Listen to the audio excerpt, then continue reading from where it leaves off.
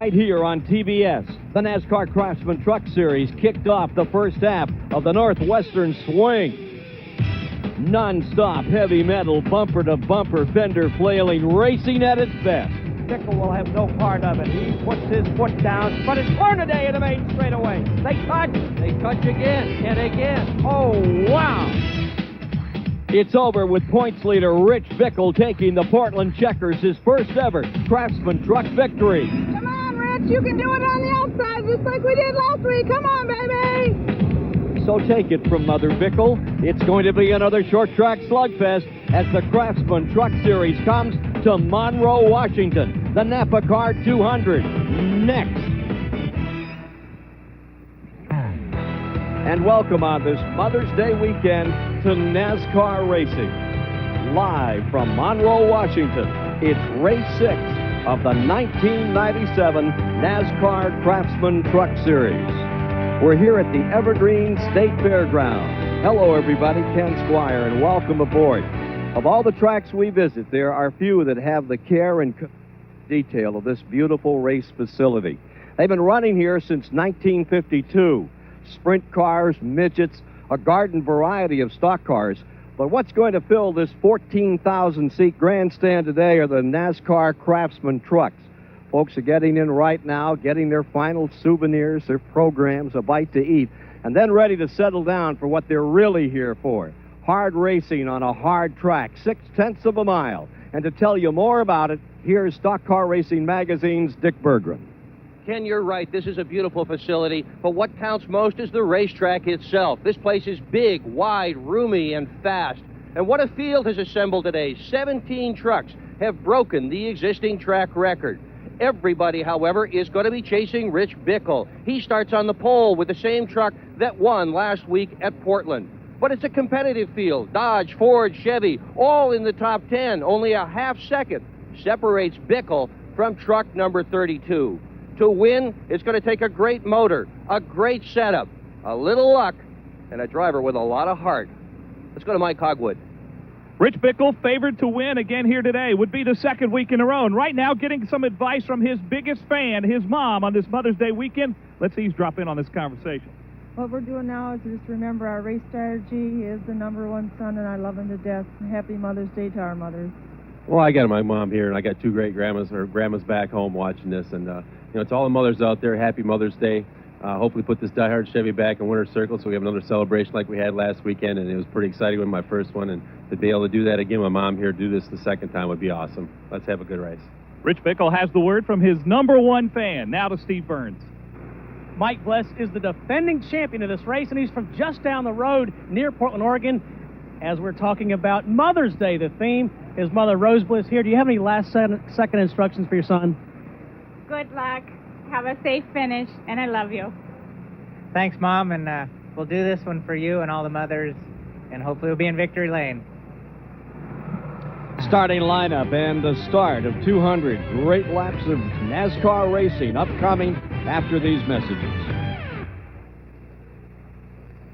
Being rolled out, additional set for 32 trucks, 600 horsepower vehicles that have qualified a half second apart for this $312,000 race. First segment, 100 laps, 101, then we'll take that break and get that final segment in. Steve Burns talked earlier with some of the principals for this weekend's event. And this is the view Ron Hornaday and Rich Bickle had of each other all day last weekend in Portland, side by side, nose to tail for 200 laps. But Rich Bickle was able to pull away for the victory, just barely. Rich, what do we see today? More of the same? We'll expect the same thing between me and Ron, but you add 4 or 5 more trucks to melee today, and you're going to see a great race on TV. All right, Ron, how about you? Can you get by him this weekend? Well, I sure hope so. The Napa Chevrolet's running good, and, it's just management of the tires today, and it's just, if you can pace yourself and we can get up there, we're running with Rich, starting on the pole, we'll be all right. And Ron Hornaday also starts in the top 10. Folks, this is going to be great racing.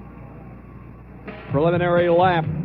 Take a look at row 1. Rich Bickle won at Portland. Beside him, Rick Corelli. Row 2, Bob Keselowski for Chrysler. And Jack Sprague second in points. Going to row 3, There you have Mike Bliss, the 96 winner of this race, and Ron Barfield for Tom Gloy. In row 4, it's Chuck Bound and Ron Hornaday.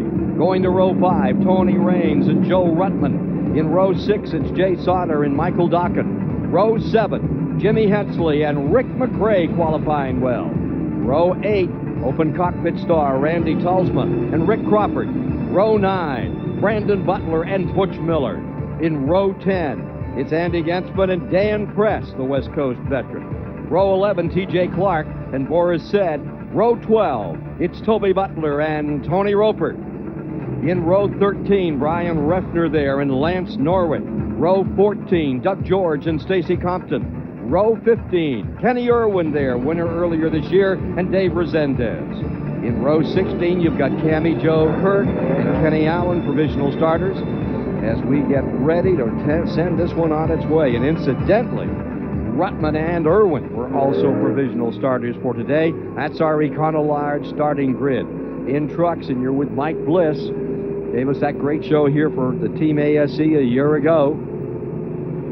And here's Ron Hornaday getting ready to start from 8th position. Boris Said, the Auto Parts Ford, the Federated car.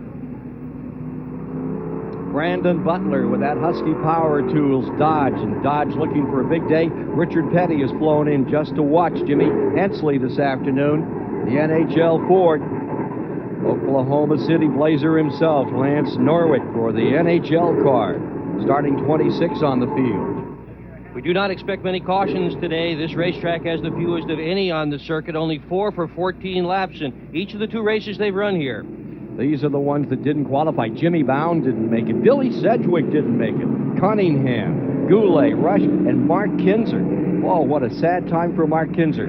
Spun on the first lap of qualifying, then spun on the second lap. The truck came all the way in from Pennsylvania and didn't make the show. So, for Mark Kinzer, will be another day. Some different. These 3,400-pound, 600-horsepower trucks to those 1,200-pound, 750-horsepower dirt cars that he runs in the Sprint Series for the Outlaws. Down to the line we come, and we're under green. Rolling out into turn number 1 under Chris Morgan's flag. And it's even across, down into the back straightaway among the top 4. Bickle on the inside. He's your winner from last week. Rick Corelli on the outside. Each of those 2 drivers has won 1 time only in their truck careers. Keselowski, 43 truck races yet to win, the many-time ARCA champion. Number 29, there in third, his best, finest qualifying position. Sprague drops to the inside to defend himself from Mike Bliss in that number 2 truck. Drivers say tire management will be absolutely critical today. They've got to watch the tire wear. You see rubber already blowing to the left of your screen on the racetrack. The tires wear very quickly here in Portland. It's a rough racetrack in terms of tire wear. The High Plains drifter Rick Corelli from Denver, Colorado on the outside, giving it all he's got as he goes wheel to wheel with last week's winner Rich Bickle, and they're still even across. Not for long. Corelli's got him, Ken. Corelli from the outside the last 2 years.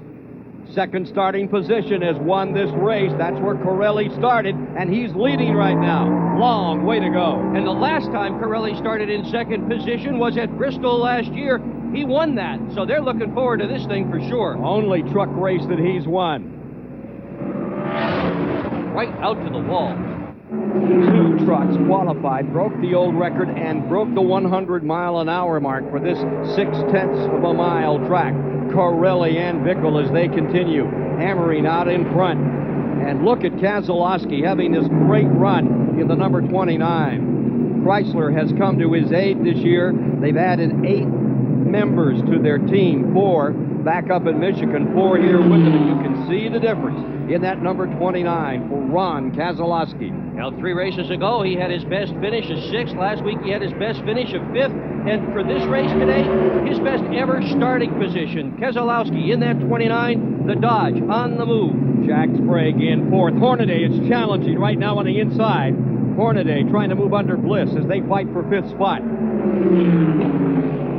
There you see those front 4. And it's still Bliss hanging on there. And I beg your pardon, that is Barfield in that Tom Gloy truck that's right there banging on the door. Tom Gloy, the number 55 truck, the great Trans Am champion. bought that equipment from Roger Penske, needed a driver.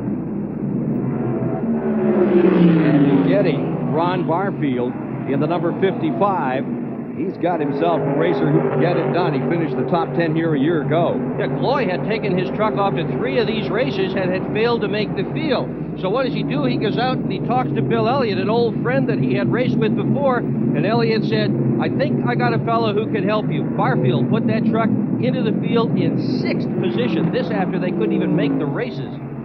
There it is, that number 55. Goes back to 1987, 24 Hours of Daytona. Roush Mustang. They put together a team with Bill Elliott, a stock car driver, and the Trans Am champion Tom Gloy, a stock car driver. Bill Elliott was so smooth, so brilliant. He and Gloy have been friends ever since, and of course they won that 24-hour race.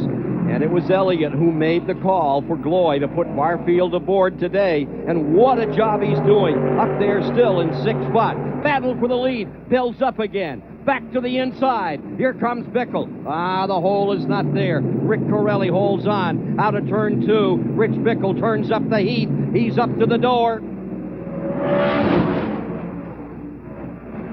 Corelli fights him off another time. It's going to be one of those days at Monroe, Washington. Corelli on the outside.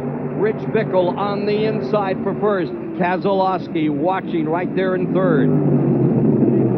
They go into the first turn low. The trucks all wash up high. Then they try to drop down low. Corelli couldn't do that coming off the 2nd turn that time. Bickle was right underneath it. It's sort of a diamond kind of pattern that is the fastest way around here. This is not the sort of racetrack where you can pick a line and smoothly just go around. You do have to let the truck drift up when you go into the first turns. It stays a couple of Chevys out in front. And that Dodge hanging on. And there's Bickle down to the inside. Drops the hammer. Pulls up alongside Corelli. In this short track war from Monroe, Washington, we got a beauty. Bickle is back again.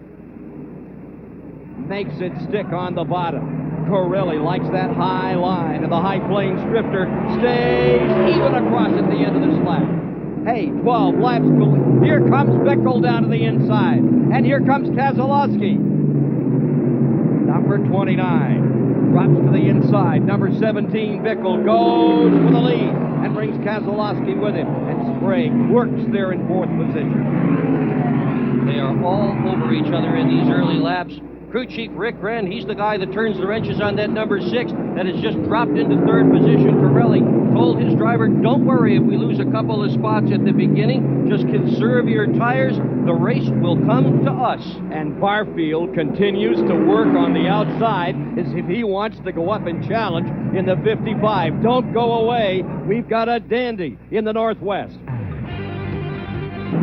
We are under green all the way, and look who's in front. For the first time in his truck racing career, the many-time ARCA champion, Bob Keselowski, whose brother Ron Keselowski, also a great racing champion. And that family have raced Chrysler products forever. They're out in front for the first time. They've been racing this series, 3rd year, 43rd race for Bob Keselowski, and he's pulling away by 2 truck lengths. And he is strong, Ken. So far today, no one has been able to do that. Anyone who has gotten into the lead up until now has barely been able to hang on to it. Keselowski with that Dodge did manage to open up some distance. Well, here comes Bickle, though. He's not going to let him get away.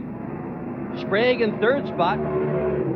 He picked up a position just a couple of laps ago. That's the green truck. Sprague has won 5 times, always on tracks of a mile or better, never won on a short track. Napa scoring as you look down through it. There's Sprague. He's come into 3rd. Corelli, the outside of the front row at the start, back and forth. And look who's up to 5th. Barfield putting on some show in that Ford. 2 Fords there. You're riding right now with that ASE Ford. That's Mike Bliss, last year's winner, holding right on the bottom. Bliss has won 3 of these truck races. He won at Wilkesboro, he won here, and 1 other. Wilkesboro and here are virtually identical. He has basically the same setup he has used to win those 2 races. They say the tires are the same all the way around in these trucks. The way they handle, the way the pavement acts as North Wilkesboro. Take a look at Bliss on the outside. Hornaday on the inside, and here comes Ron Hornaday. the 1995 winner of this event, charging through on the bottom in that great smoker with Joe Ruttman that year. First year, 95, they ran 150 laps. Last year, 200 laps. And this track, they get around better than any other. Fewer laps under caution than any other place they run. We're looking back at Barfield. He's the blue truck on the bottom. Whoa, close going into that turn. Bliss on the outside. Barfield put 2 wheels in the grass a couple of laps ago, trying to get under Bliss, but Bliss has got the spot. There's not much Barfield can do about it. And the 99 of Chuck Bound is in 8th position there. You see it, that number 99? That is Chuck Bound. Right behind him in 9th is Ruttman. Ruttman with that great run last week until he got tangled up with Tammy Jo Kirk and wound up in the wall. That's the same truck that ran so well last week in Portland. Michael Docken back in 10th. Let's go to Mike Hogwood. It is really exciting here in the Keselowski pit with Ron Keselowski who is watching his brother run up there. What is different today? What's happening with Bob? That Mopar Performance Dodge, it's hooked up pretty good. We worked on it hard yesterday. We didn't get to practice the last practice session because of an engine problem. And we went back to the motel last night, talked about a setup, and put it in it. That's what we're doing. What is Bob saying to you? Anything? No, he's not talking at all. He's just talking to the spotter. All right, they're excited down here, but this race is still early, still a long way to go. Take a look at this. Here's Hornaday down the inside. 14,000 people up and shouting as Ron Hornaday makes the move on Pirelli. That's for 4th position. Sprague in the green truck is in 3rd spot. Hornaday on the bottom, Pirelli on the high side. Number 6, Pirelli, getting pinned out there. He's going to fall to 6. Bliss moving up. Even across, they love to watch Ron Hornaday run this 0.6 of a mile track. You're riding with Mike Bliss. Remember, they can average over 100 miles an hour on this 0.6 of a mile short track. Some facility here near Seattle, just north of Seattle, where we're broadcasting today. Hornaday, last year's champion in this series with 11 career wins. Straight backing up. Let's review the front of the field for you. Out in that top spot. Now take a look at that 99. Bound, having a great run and bringing Joe Ruttman with him. So you have Keselowski first. Bickle is in 2nd. Sprague has fallen back and taking over in the 3rd position is Ron Hornaday. He's a full straightaway behind the 2 leaders. Hornaday in 3rd, Pirelli in 4th, Bliss in 5th. Then Barfield 6, number 99. Up to 7th moves Bound. Into 8th comes Ruttman. And 9th on the field would be Michael Docken. With the 10th spot, Sprague. That's Jack Sprague in 10th. And 11th is Raines. In 12th is Jay Sauter. And these are unofficial. We have no scoring at the present time. So we're just kind of winding them up and bringing them to you as they come by. There's been no lapping yet. Everybody's on the lead lap so far. Deep into the race, 26 laps in. Everybody's on the same lap. Pirelli having his problems here with Mike Bliss getting through on the outside. And closing up on Hornaday. Well, the leaders have taken off from this group. There's a good bit of racetrack between them and first. Trouble up in turn 3. Jay Sauter has taken Richard Childress' truck around for a circle. Lap 33 as the first caution of the day comes out. We'll take a quick break and be back with you here. 33 laps under green. The trucks are rolling at Monroe, Washington, and it's a great race. State Fairgrounds from the Duralute aerial platform here in Monroe, Washington. Take a look at what happened out here to Jay Sauter back on lap 33. They're working the 36. Gets in to Dan Press in number 75. Get a little bit of that one? Maybe another look can tell. Everybody else seemed to have gotten by all right. Let's see what we can see here. Oh, just tight. Press and Sauter get into it together. Down to Steve Burns. Hey, guys, you were talking about the front runners earlier. Butch Miller started 18th. He is now 12th. He said earlier that he might win this race. His strategy was, and this goes against the very nature of race car drivers, but his strategy was just to hang back and really just be conservative Again, that ties into the tire management, but he's trying to go slow so that he can go fast in the second half of the race. Let's go to Mike Hogwood. Some of these guys in the back are really loose. How loose, as Boris said? So loose that when he came in, they put 4 rounds of bite in the car, plus a rubber inside the springs to try to tighten him up a little bit so he can hang on coming out of the corners here. A lot of these trucks really loose here. Let's talk about how they're going to restart. They're coming around a complete 37. I think they're 1 away from the get-go. First caution of the day here. So as the field rolls down out of turn number 4, the big story, we have a Chrysler truck up in front, and they're going to put the yellow out another lap as they come across the line. Bob Keselowski will be your leader when they get the green flag. Bickle will be behind him. And then Ron Hornaday in number 16 is pulled right up. There's Hornaday. He'll be in 3rd spot. Just behind him, it's Mike Bliss running in 4th with that ASE number 2. And then Rick Corelli, who started on the outside pole, and Ron Barfield, and the 99, and Chuck Bound. He's 7th. Bound is 7th. Rutman would be 8th, and that moves Michael Dokken, doing a great job in the Dana truck, up into 9th. Sprague will be 10th. 18, Tony Raines in the yellow truck. He'll be 11th. 12th will be Butch Miller. And Butch Miller has been on a roll. Crawford will find himself in 13th, and then in 14th is Dan Press, and in 15th is that 02 truck. What a story there. Rick McRae out of Bakersfield, California. Big crash last year. He returned to racing last week, did well early on, didn't finish the event, but he's back here racing. During the yellow flag, T.J. Clark, Stacy Compton, Boris Said, Lance Norrick, all pitted. They are going to restart in the back or a lap down. And Boris Said had to pit twice. He's loose all over the slot. He wanted to get that one, see if he could get it dialed back in. Pace truck is in. Field is ready.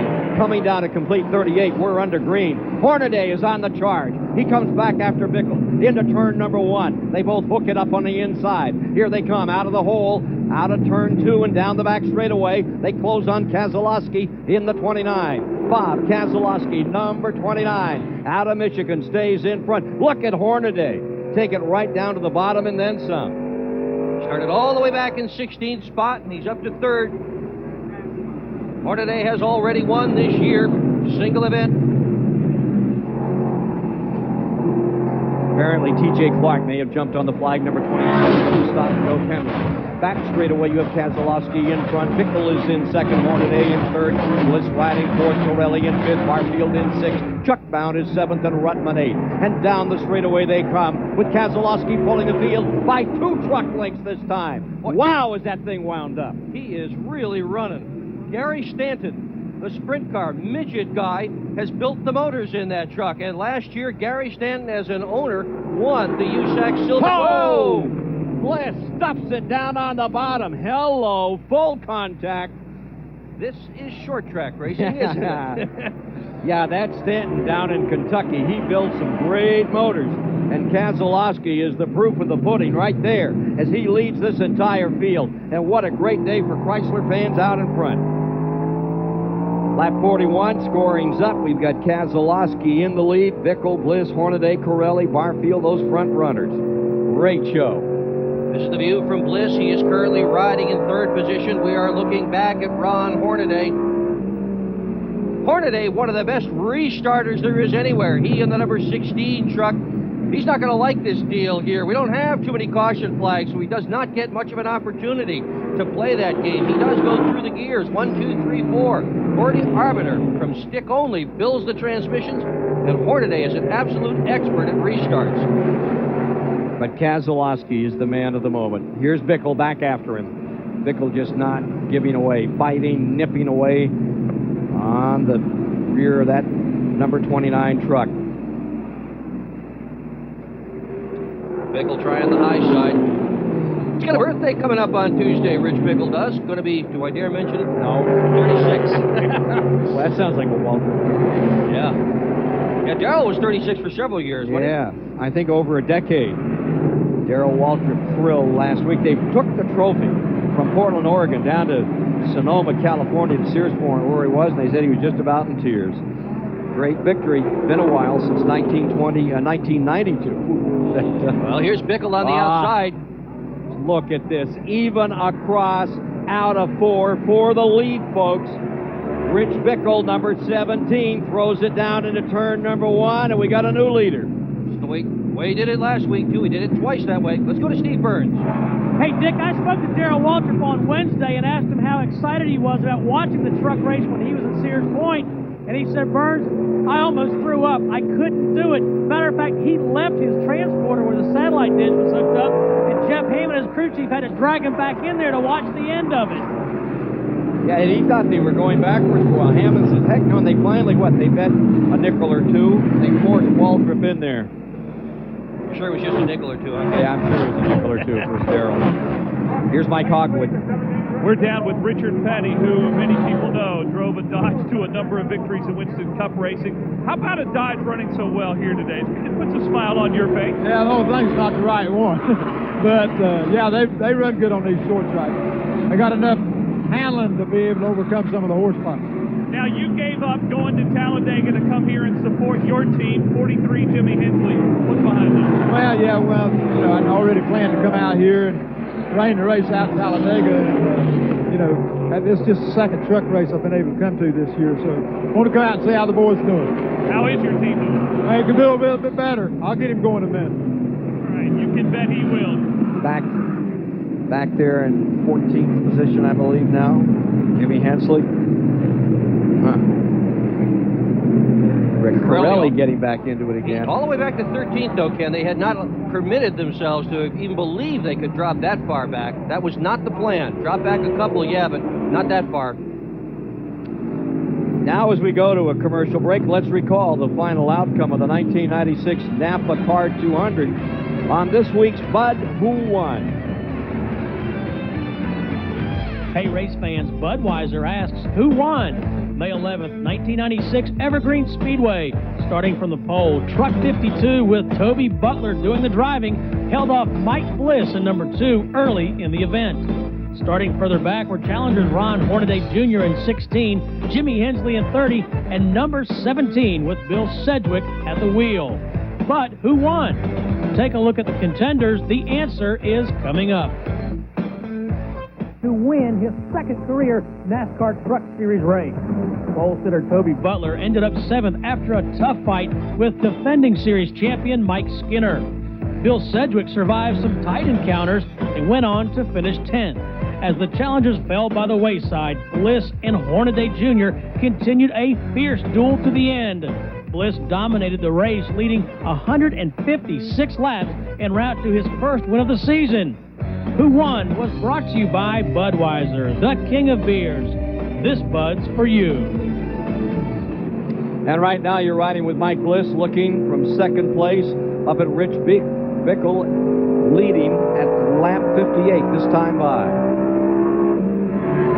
Let's remember that last week his crew chief, Barry Dotson, was fishing for suckers. Remember that during the little rain delay? Well, he went out in the Calamus River here in Oregon, and picked himself up a 20-pound salmon. Did a little bit better during the week between that race and this one. Yeah, that was one of his crewmen named Willingham, who got the biggest one last year. But, of course, he's from L.A. That's Lower Alabama. Fishes down there near Pell City. And those Alabama fishermen, they're way over those North Carolina guys. I want to say hi to Toby Porter, who crashed last week in practice and cracked a vertebrae on his neck. He is watching this race, we are sure, has been fitted with a halo. They say he's going to be fine, but it's going to be a while before he races again. Hope you're liking this one, Toby. Look at that move. Barfield in the 55, the Tom Gloy truck, on the bottom, getting under Hornaday. Talk about a comer, this guy Barfield. Let me tell you, you're going to hear about this kid Barfield for years and years to come. He has got all the right stuff. And Miller comes with him, and there's Hornaday with that grand old move. You take me, I'll take you. Hornaday puts the 16 back, and they slam against each other as they come off that second corner. Back up to 135, 140 miles an hour, then they ease it down into turn number 3. 100-mile-an-hour track for these trucks at Monroe, Washington.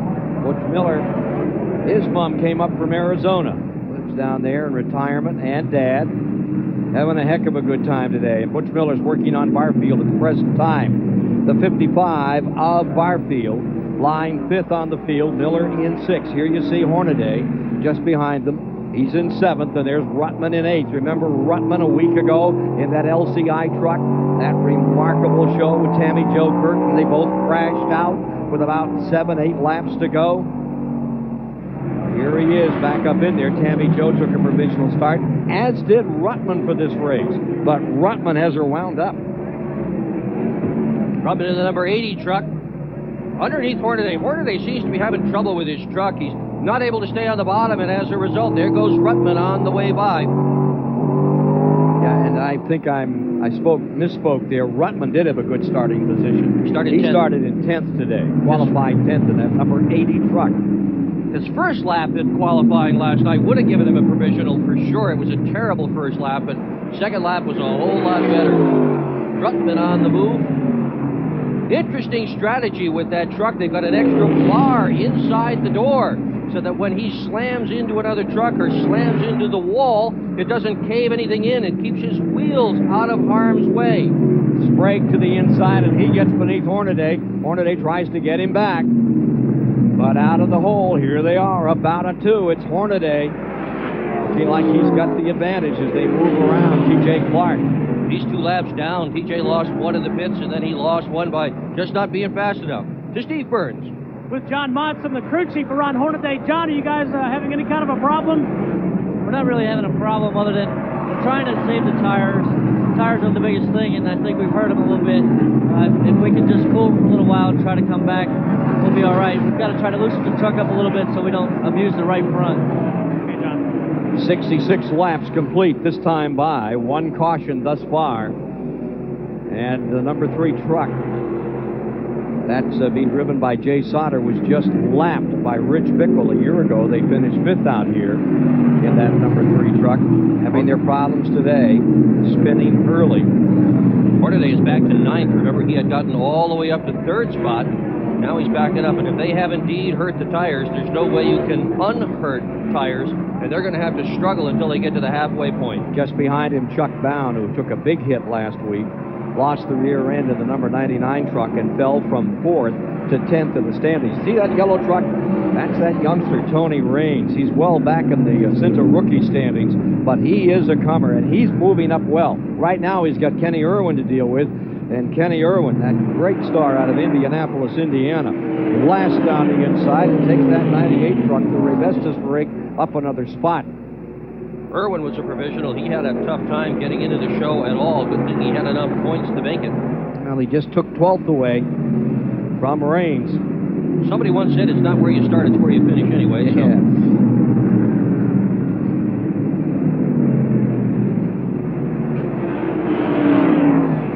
52 is Toby Butler. Last year's pole sitter. Yeah, and gee, had they worked on that truck. They even took the welders and torches out this morning to try to make it faster. Up in front, Rich Bickle gets to get a little heat, and the man applying it right here, Mike Bliss. Getting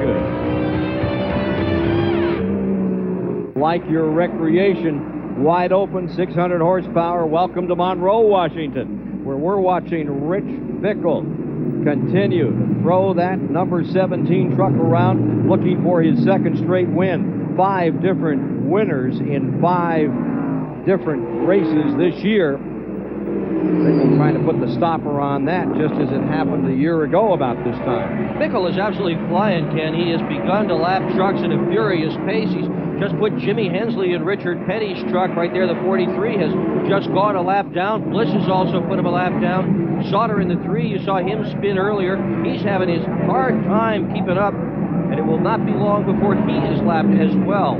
Only 1 caution thus far in the running of this event. And this is a track where they run so well, even though it is a difficult short track. There's that Kenny Irwin truck making his way around Ron Hornaday. I think we need some time work there. They say after about 40 laps, the tires go away. And Hornaday looks like he's really fighting a handling problem. Kenny Irwin getting up around him here. And Toby Butler in the number 52. Butler's truck owned by Kenny Schrader. Got the pole here last year and has been searching the entire weekend for the speed he had last year. Just can't seem to find it. Hometown boy Toby Butler on the pole a home 6, getting around Ron Hornaday in that Purelator truck. Looking back at Chuck Bound in the number 99, he had his problems last week. Broken differential. Changed it, finished the race, but way down many laps off the pace. Here's Bound coming after Hornaday now. Back there, 9th and 10th on the field. They all know he's wounded. They're going to look for him. And what Hornaday has to do now is just hang on, not damage the truck, get to the halfway point. John Munson will throw some treachery at that thing. They'll make a lot of adjustments, put 4 new tires on it, and it'll be a whole new ball game. Look at Corelli in the number 6 who set outside of the... Whoa! Hornaday really in trouble and making a great save. That's worth looking at again sometime. Wow. He had that one sideways, taking the wind right through the side window. Picked it up, kept going. We mentioned Evergreen has the most caution-free laps of all the tracks in the series. 28 of 350. That's about 8%. They really get around this track beautifully. Last year, the last 94 laps, caution-free. That yellow truck, Dave Resendez, he was a provisional, started all the way back in 30 spot. Right now, Resendez is running in 14th. He has passed about half the field here this afternoon. The Hardy truck out of Dawsonville, Georgia. Take another look at Hornaday getting sideways just a moment ago. He earns his money on this one, Ken. Yeah, he does. Corelli on the inside of the 6. 16, watch it. Hello. And at 100 miles an hour plus on old asphalt, that is a good save. Old asphalt, old tires. We're over 80 laps in now. They are now lapping the 18th place truck. I did it. Truck. Well, anyway, they got around Tony Roper out of St. Peters, Missouri in that Concord tool truck. Hey, look at this number 18, Michael Dokken, just past Tony Roper. Great story on Tony Roper and that blue number 31 truck. Roper has packed his wife, his possessions, and everything. He is moving himself to Charlotte to take up a career as a full-time race car and race truck driver. The wife hasn't even seen the house he has picked up, but she's ready to go. Roper said yesterday, I'm going to make it. I know I'm going to make it. Good thing he's got Michelle with him. She'll help him. All right, we'll take a quick break and be back with you at Monroe, Washington, where it's Rich Bickle fighting it out for the lead with Bliss and Keselowski. Been lapped. He's back in 15th position. Take a look at this little problem. Now take a look at the surface of that tire. There's a mark going around the inside that's not supposed to be there. That tire is supposed to be perfectly smooth. He's in tire trouble. And that brake's a little warm, too, even before halfway. Steve Burns. Hey, Dick, you're exactly right. I just spoke to John Monson, Hornaday's crew chief, and he said, we do not have any rubber left, and that is the problem. Coming up to the finish on the first half of the Craftsman truck race. Monroe, Washington, Hornaday in trouble. But Bickle is the story of the moment, showing 92 laps up on the board. Well, Bickle may be in trouble. Corelli in the 6th loses it and goes a lap down. Bickle is putting so much of this field away, putting them a lap down. Meanwhile, behind him, the 2 is in 2nd position. That's Bliss. 29, Keselowski is in 3rd. All this traffic, Ken. Yeah, it's brought them all together. Your leader is the 17, Bickle. And in this heavy traffic, it has allowed Bliss to pull up and Keselowski. And Dokken is right in there as well.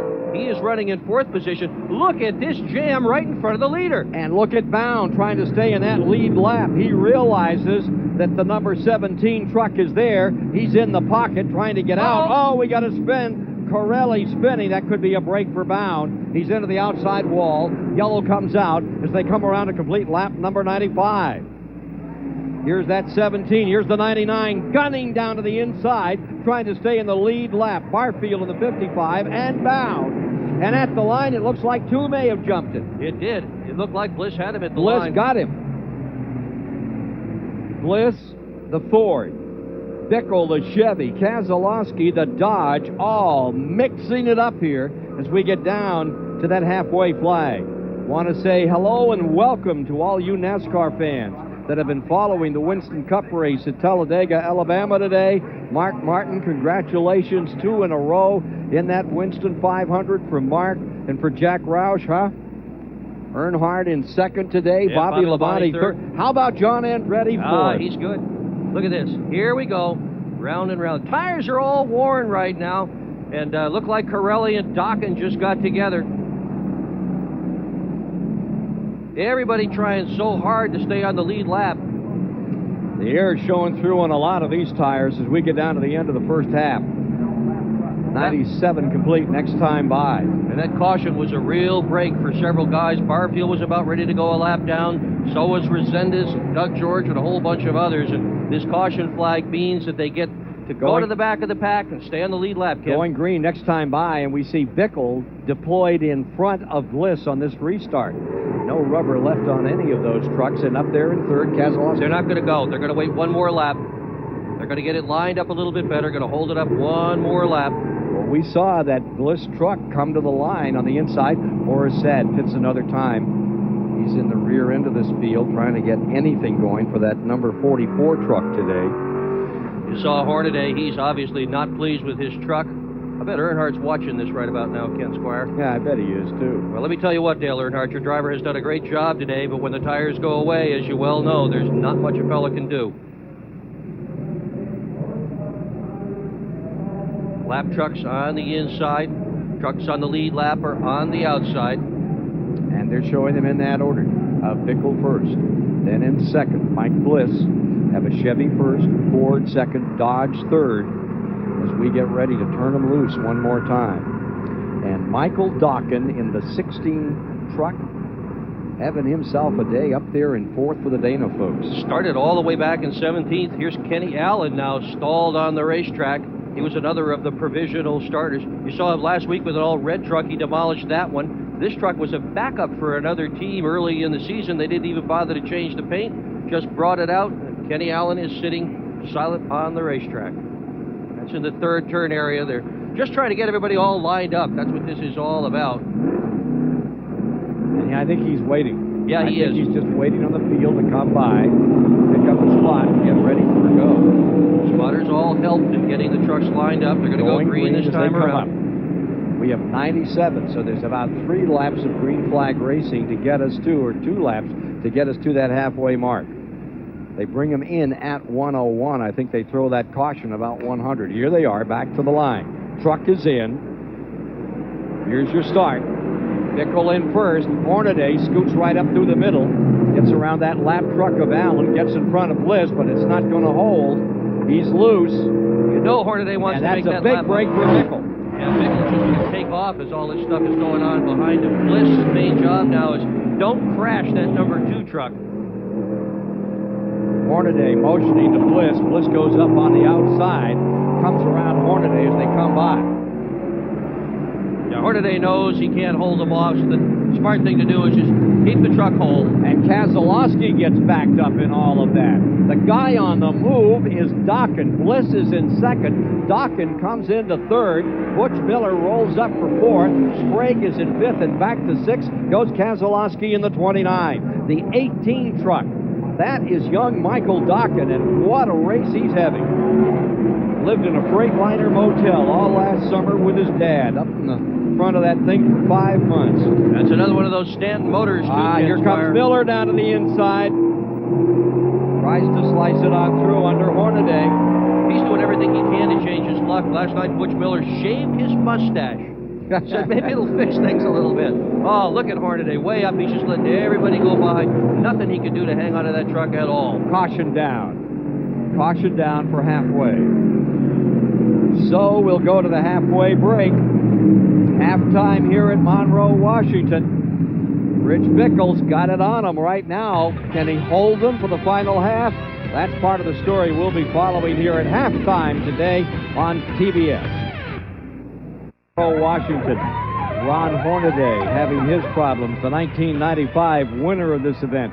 Looked just moments before the flag came out for the halfway mark. That's Hornaday on the outside, Butch Miller on the inside. Look at the smoke coming off Hornaday's truck. Truck wobbles a little bit, and then we had the caution flag. Let's go to Steve Burns. With Ron Hornaday, who's been really battling it. Ron, what's going on? Well, I just didn't judge the track right, I guess. We're just a little tight. We tore the right front tire off it.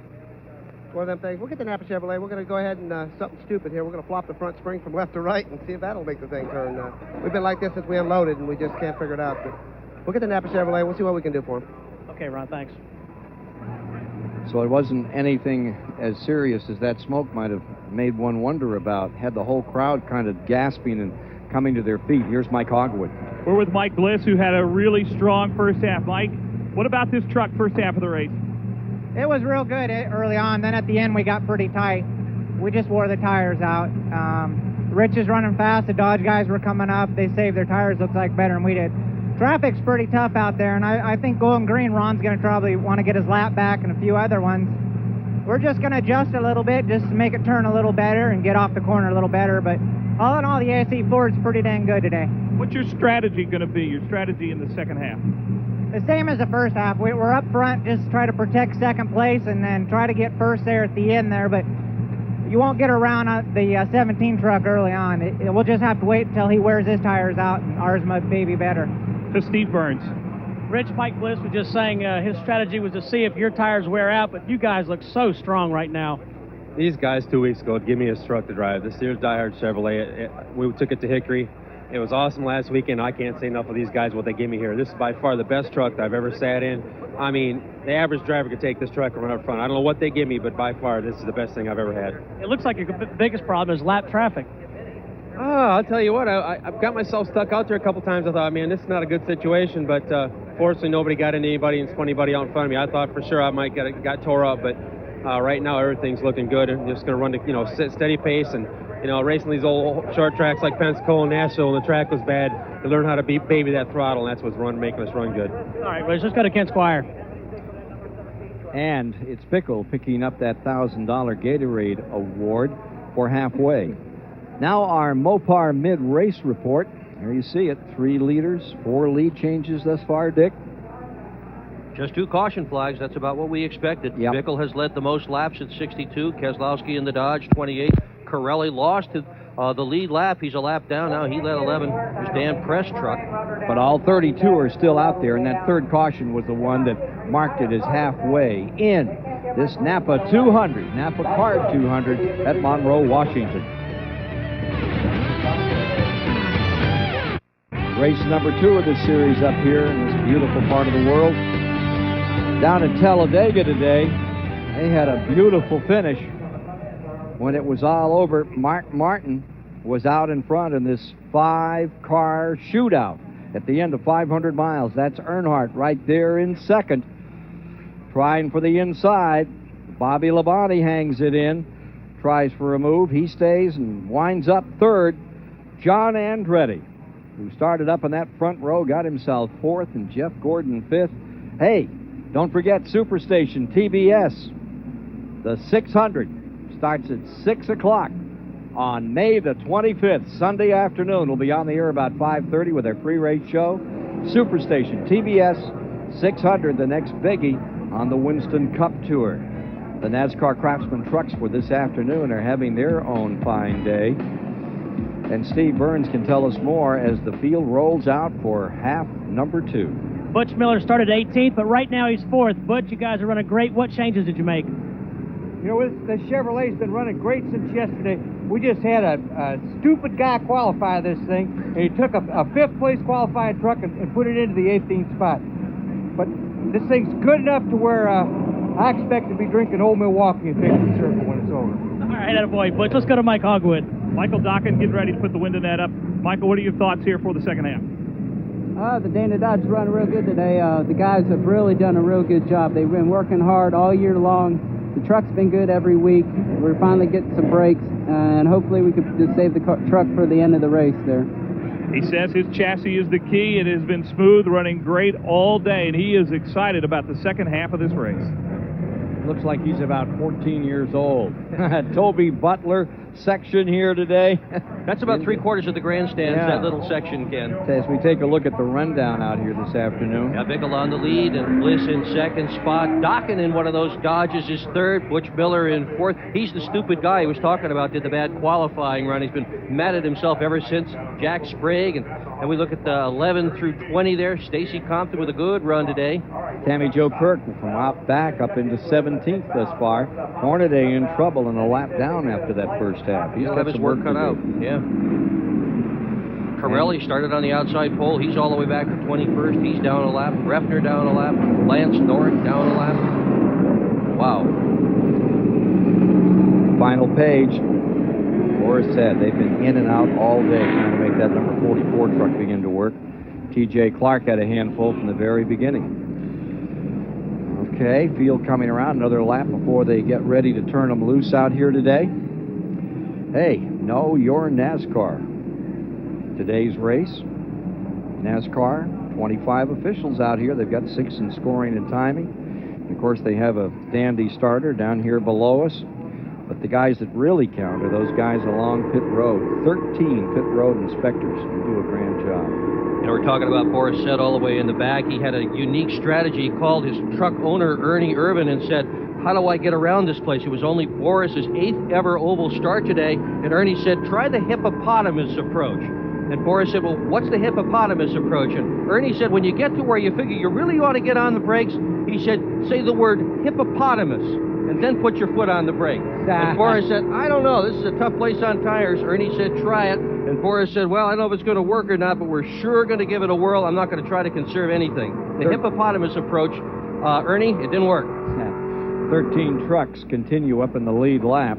Those hippos are having a happy time out here at the present time. Well, can anybody catch Rich Bickle in that 17? He won it last year, just like a year ago. 5 races, 5 winners, and then in the 6th one, had a repeat. What happened to Bickle today and win back-to-back? Make Darrell Waltrip very happy. Right behind him, Mike Bliss, just as consistent. Of course, he has the overall record. Did it in a sprint car on this racetrack. He is going to be tough. And that young Michael Dokken with 1 lap. Going to watch this lad in time to come. He looks maybe 14 years of age. He's the one that he and his dad were out there sleeping in the truck for 5 months last year, and they were the ones that were basting turkeys.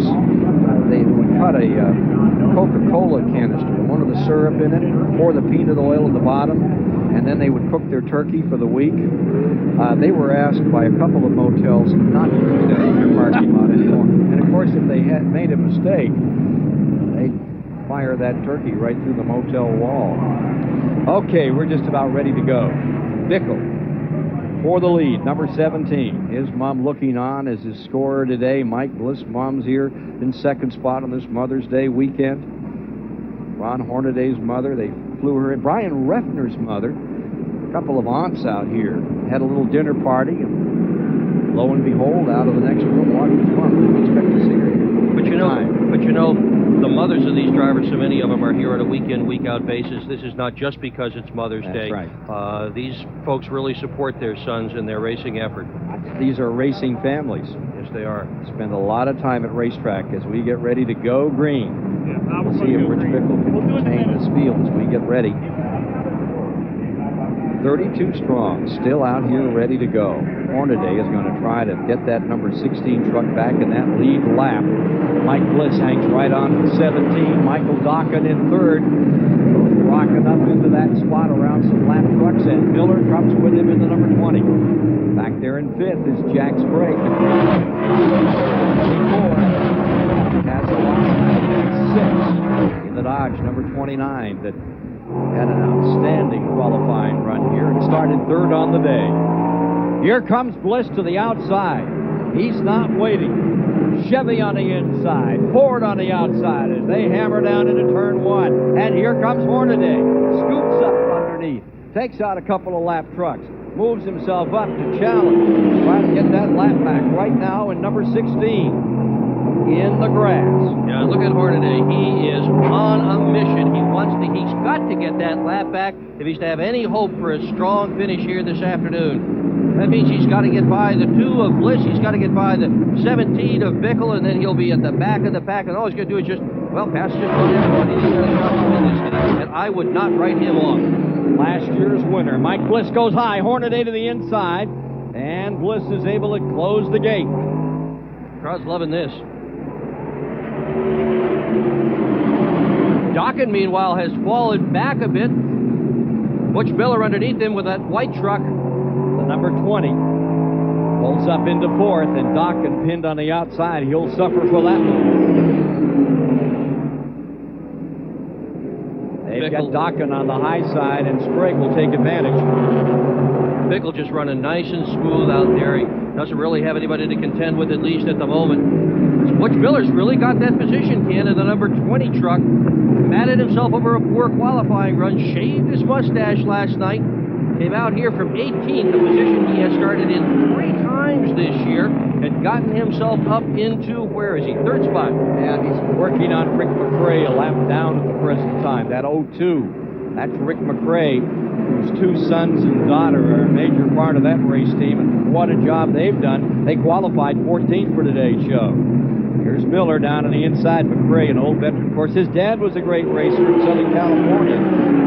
Well-known name, but Butch Miller, yeah, he is mission sent at the present time, and he's bringing Sprague with him. Dokken has finally found himself a spot on the inside of the number 18 truck, that blue, white, red livery. Butch Miller has been Mr. Consistency this year. He's got a 2nd, a 3rd, a 4th, a 9th. Incredibly, he has not led a lap with all that running he has done up front. Started 18th on the field. Miller in the white, number 20. Likes this racetrack and running it well right now. There you see the front of the field with Hornaday trying to get that lap back. Remember, he is a lap down. Tires went completely off the number 16 truck early in the corner. So as you watch, the Hornaday is on the tail end of the lead lap. And they're Wow. Whoa! Hornaday on-lapping himself. That brought the crowd to his feet. That's going to put him into that lead lap in 13th position. Exactly what he had to do. Now, if he can get himself a caution flag so he doesn't have to burn up those tires trying to catch up with the back of the pack. What he really needs right now is a caution. Unlapped, Ron Hornaday sets his sights on trying to draw away from this field. Boy, is he doing it. 3 truck lengths here in the main straightaway. Hornaday is running right at the bottom, Ken. There's just about nobody running as low as he is. He's watch those left side tires that go way down to the bottom. Bickle and Bliss, 1st and 2nd. Miller comes to 3rd. Sprague roars back into 4th. Dokken is in 5th. And maintaining 6th is Bob Keselowski. Only 2 cautions so far. 4 last year, 4 the year before, and Hornaday needs one right now. Right now. The sooner the better for Ron Hornaday. And look at Miller coming up in that white number 20 truck on the bottom with Sprague behind him. 4 trucks for the lead. This is lap 111 of 200. And I think they're willing, at least the Bickle outfit, to back it up just a little, and that's giving Miller and Sprague a chance to get into this thing. Back there in 3rd and 4th. Bliss willing to ride with Bickle and save those tires as long as he can. Hornaday just trying to drive away. Hornaday change springs left to right, try anything to get this thing to work. Well, they can't be too conservative because that green number 24 back there is on the move, too. And here comes Miller to the inside on Bliss. Butch Miller is there. Miller making the move. His mother, Jean Miller, will be cheering him on right now. Came all the way up from Green Valley, Arizona, and didn't want to see him finish out of the top. Boy, what a show he's putting on. The barbecue last night. And Dad and wife, the whole family was there. Yeah. Butch's real name, by the way, Henry. You know why they call him Butch? Because he's Henry the Third, so he named his son Henry. The 4th, I guess that would be. Yeah. Butch Miller was a racer from a young age. He had a great car owner, his mother. The problem was, in those days, she didn't know it. Miller 5th in points coming into this race. the height of 2 years old, he wanted to be a race driver, believe it or not. And when he graduated from high school, he had a huge trophy in the locker room that he couldn't bring home because he was dragging my car. And he was very good at it because he won. But Mom didn't know. Bet you Mom knew. 27th in this race a year ago. Today, Butch Miller, number 20, challenges for the lead, bringing Jack Sprague with him. Great truck race, NASCAR Craftsman Truck Series, Monroe, Washington. We're down to lap 116. Only a couple of official cautions, plus that one for halfway. Beautifully driven front four. There you see them, all framed up together. Butch Miller, who's had a lot of experience but loves this truck racing. He's tried everything. Coopersville, Michigan campaigner right now is being challenged, and it's Sprague around him for third spot. Jack Sprague mixing it up and getting back into this thing big time. Remember, Sprague has never won one of these truck races on a short track. 5 wins on tracks a mile long or longer. And when you look at the statistics, they say that Sprague is the mile and up expert. That's why they call him Mile Track Jack. Walking in yesterday, he said, "You're going to have to change after this weekend. I'm going to be half mile Jack." 23rd 2 years ago, 12th last year, just about halves it every season. So this is the year Sprague ought to win it. We'll see. Stay with us.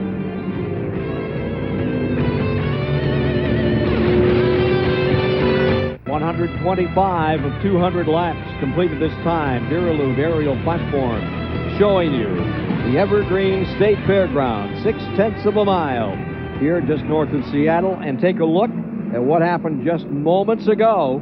Jack Sprague back there in third spot. He may not be a short track racer, but he sure looks like one there. Up to second spot as he passes Mike Bliss. And here's how they're deployed at the present time. There you see Bickle, number 17, in first, and Jack Sprague right there in second. Here's Mike Hogwood. Dennis Conner, crew chief on the 24, is willing to try anything to get the short track program going. Earlier this morning, he spray painted a number 24 in the back of his head. Only problem is, you can't see it. It didn't take. Something's up with Dennis's hair, so Dennis said, "To heck with this." Okay, here's the deal, guys.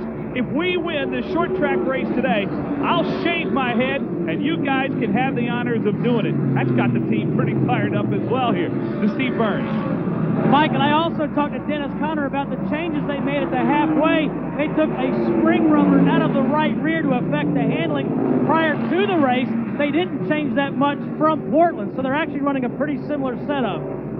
Here's Sprague working in the back of Rich Bickle. He has his team fired up. He also has his wife fired up.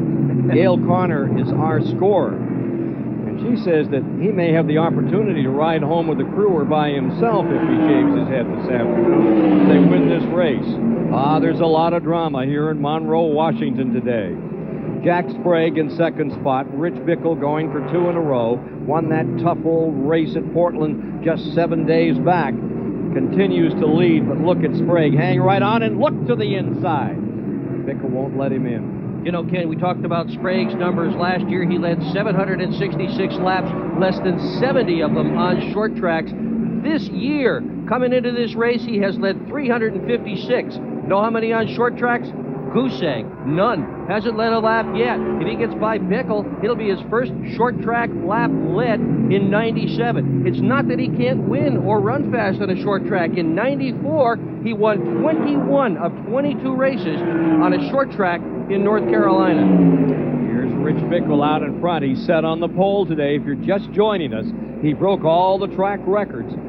Broke Toby Butler's record, qualified at 23.164, 100.337 miles per hour. 14 trucks broke the record. Look at Sprague, still looking to hammer down on the inside and move through. The old record was 98.8, new record 100.3. The 17 truck of Darrell Waltrip pulled it off last night. Some very dramatic qualifying, and Rick Corelli also broke the 100-mile-per-hour barrier around this 6/10 of a mile track, and Corelli's number 6, which had backed up, seems to be moving toward the front again. But here's where the confrontation is. It's up front for the lead. It's Bickle versus Sprague, and 14,000 folks are galvanized by this one here at Evergreen. This is neat. It really is. Rick Hendrick owns the number 24 truck, so there's a lot of Winston Cup running right up in front here this afternoon at Evergreen. Bickle has had things pretty much his own way all day long. Started on the pole, has by far led the most laps, but Sprague is not going to give up. He is all over Bickle. And here is third spot. That is number 2, Mike Bliss. Just behind him in fourth is Dokken. Dokken in that blue number 18. And back in fifth is Keselowski. And Bob Keselowski carries the Chrysler colors up into that fifth. Remember, he had his best finish just a week ago in Portland, Oregon, in this same number 29 truck. He's looking stout. Yeah, Dodges are fourth and fifth right now, Ken. No Dodge has ever won in this series, and look at Dokken closing in on the two of Bickle, or the two of Bliss. This is the 50th race in this series. Of the 49 held so far, Chevys have won 37. Fords have won 12. Dodge, none so far. Pretty interesting Napa field standings as you look back through the field. Pirelli is on the roll. He's beginning to move back up through here. We saw him back way up, but now he's up to 14th. He's back just on the tail end of the top 20. Here's Sprague. Found a lap truck in front of him, tried to put it to his advantage. Who is that, Clark, the 23 down on the inside? Yeah, T.J. Clark. Driving instructor at the Bondurant School. Lap 137. Complete. Rich Bickle got his money for his first car from his beer Caution. can. Caution is out. And there's debris on the racetrack, a piece of metal down by the low side. Look at this. Here they are racing to the line. And as they come to the stripe, you see the 24 in front of the 17. We'll see if that holds up when we come back on the other side of a commercial break. Rich Bickle and Jack Sprague going at it here this afternoon on Superstation TBS. Rich Bickle leads out here in Monroe, Washington, and that Sears Die-Hard truck having a great day. There's the boss right there, his mom, Jackie. 21 years scoring, cheerleading, so much energy. Let's go down to Mike Hogwood. Ron Barfield driving the 55 truck today, and his mom, Dee, is right here. She's only missed 2 races in his entire life, and when he got the call this week, you said, heck, I'm going to Seattle with you, right? That's right. I thought everybody spent Mother's Day like this. I didn't know there was any other way. And what about your son out there today? Oh, he's doing great. We love this truck series. It's sort of a release from the competition in Busch, and we just love it. I came over here to try to find you. I can't ever find you. You said you're too nervous to stay in one spot. I probably walk about 3 miles a race. Typical mom. Dee Barfield out of South Carolina. She had a brand new Cadillac a few years ago. It got 24 miles per gallon. Son Ron went to work, said he wanted to do a little stuff with it, wanted to drive it. When he got done, she got about 14.1. He claimed he didn't do a thing to the motor. But boy, would that Cadillac run. There's Ron Barfield right now, settling down, getting ready to go. What a run he has had today. Currently still in that lead lap, number 55 in 9th place. Prestone race recap at the present time. There you see the lap leaders thus far in the event. Bickle, Keselowski, and the rest of the crowd. Pace truck has him in order. And Hornaday has unlapped himself. He's at the back of the field, but now he's got his shot.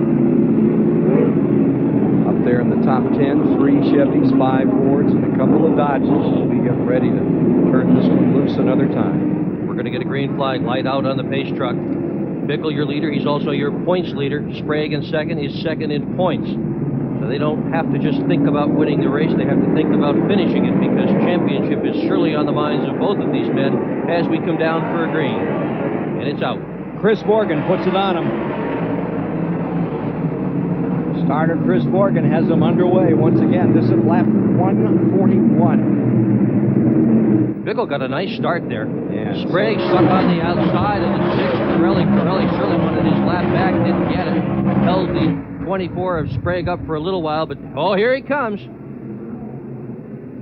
Oh, mile track Jack on the bottom. Mike Bliss back behind Pirelli's lapped truck in 3rd spot. Dokken back in 4th on that restart. Then in fifth, Bob Keselowski. Butch Miller has fallen to sixth. Rutland is in seventh.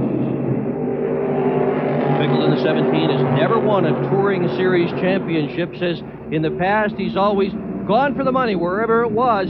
He's headed there. Right now the money is in front, and he's got Sprague on the bottom. For the lead, Jack Sprague, even across with Bickle. Sprague's What going to lead a his show. Yep, Sprague's going to lead his first short track lap of 1997. Remember, they score them by that white line right there as they come by, except at the start-finish. They score them back and forth. Right, So except that's at the where very we- last lap. Very where you last off lap that is last right in time. front of the home grandstand here. The rest of it's in front of a scoring stand. Which is up in four, except for the official finish, like the midpoint of the start-finish line. Here's Hornaday cutting through the field. Remember, he comes from a lap down. What's it look like? 12th? 13th? Yeah, he's 12th now, yeah. On the bottom, I guess. Way downstairs. Just rolling through traffic.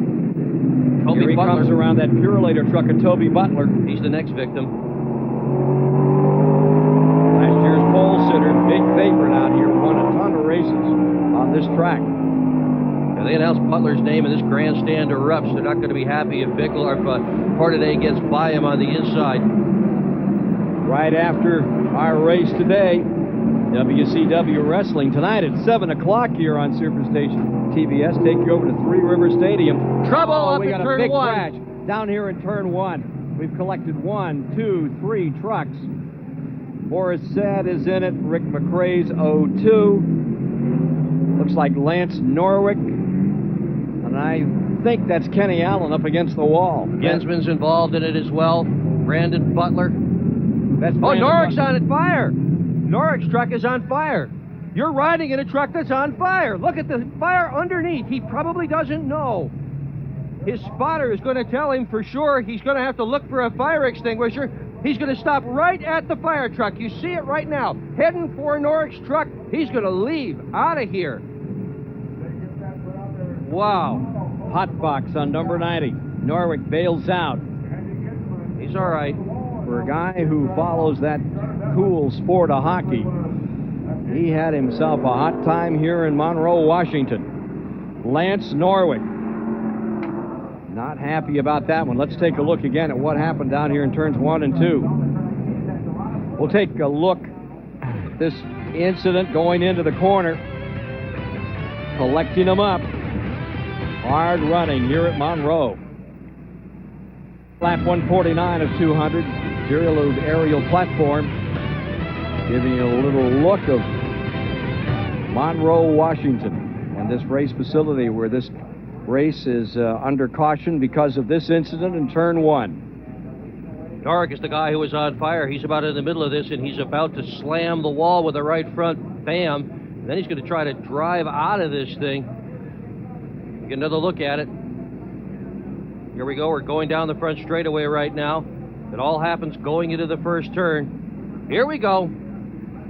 You're riding with Brandon Butler. See Boris Said going around backwards. Rick McRae in the 02. Wham. There's Norwick right there. Wow, he is really on fire, Ken. They must have ruptured an oil line. He's as hot as those Philadelphia Flyers that he says is going to win the Stanley Cup this year. Tough one. Back out, the hood's up on the number 90 as they come around. Now, there is a vision problem for sure. Here's Steve Burns. And Ken, we're in the backstretch here with Billy Woodruff, the crew chief for Lance Norwick. Billy, what started the fire? Is Lance okay?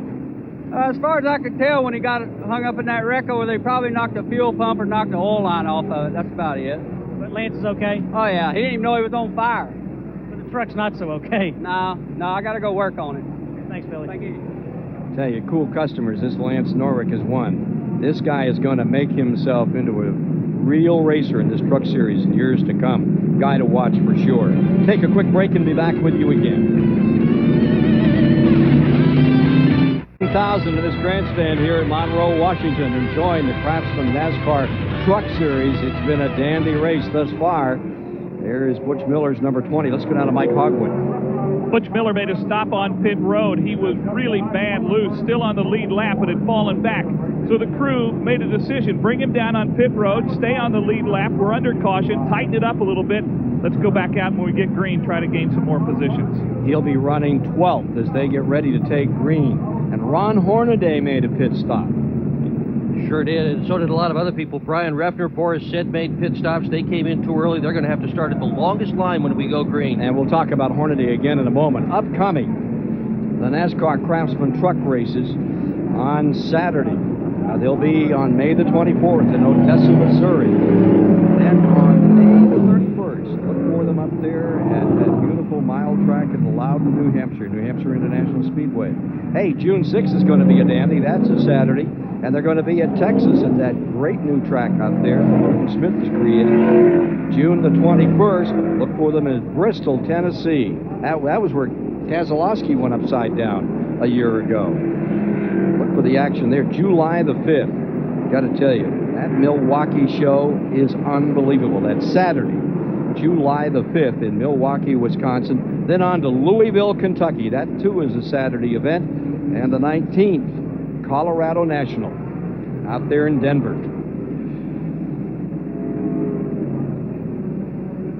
Ron Hornaday is the story of the moment. He was back on pit road. They're up to something. Yeah, they said they poured water on the tires, and that is a way to cure the tires. If the tire is softer than you might like to have it, you pour a little water on it. When it's hot, it gets a little bit harder, and that can help. He did not lose a lap. He's still on the lead lap. And I'll tell you what, Ken, just about half the field has been in. Randy Tolsma, Tony Roper, Rick McRae, Butch Miller, Jimmy Sauter, Hornaday, Hensley, Resendez, and Chuck Bound all have been in. Let's go to Steve Burns. Dick, I can add to the Ron Hornaday situation. In addition to putting water on the tires to cool them down, they took air out of the right front and half a round of wedge out of the right rear. They have been fighting a terrible push from the time this race started. We saw Jay Sauter come in right side tires. He was involved in that crash up in turn 2, head sideways, and so was the 66 Refner. Back to Mike Hogwood. And Jay Sauter did get a NASCAR-approved tire change. He does have new tires on the right side, but they're concerned that the toe-in problem, it's bent in a little bit, and so that truck is going to be really tough for Jay Sauter to handle when we go back green. That Sauter's tire there?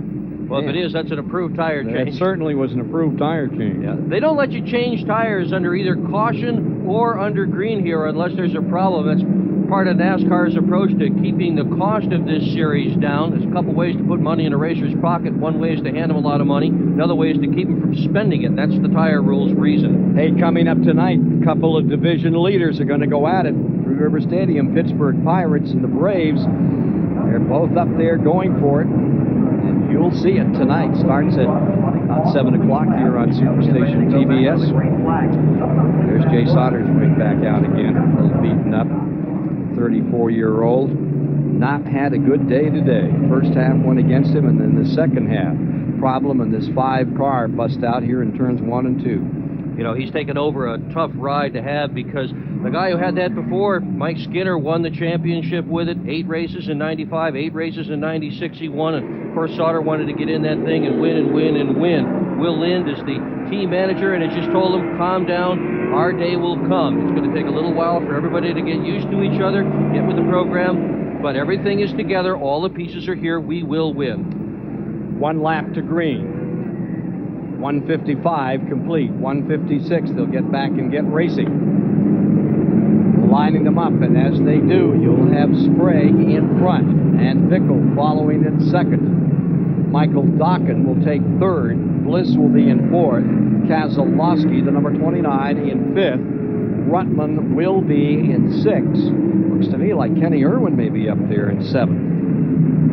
From the rear today, Kenny Irwin, the 7th spot with the number 98, and then in 8th, Ron Barfield. Tom Gloy has to be smiling this afternoon about Barfield's performance. Bill Elliott certainly gave him a hot tip on that guy.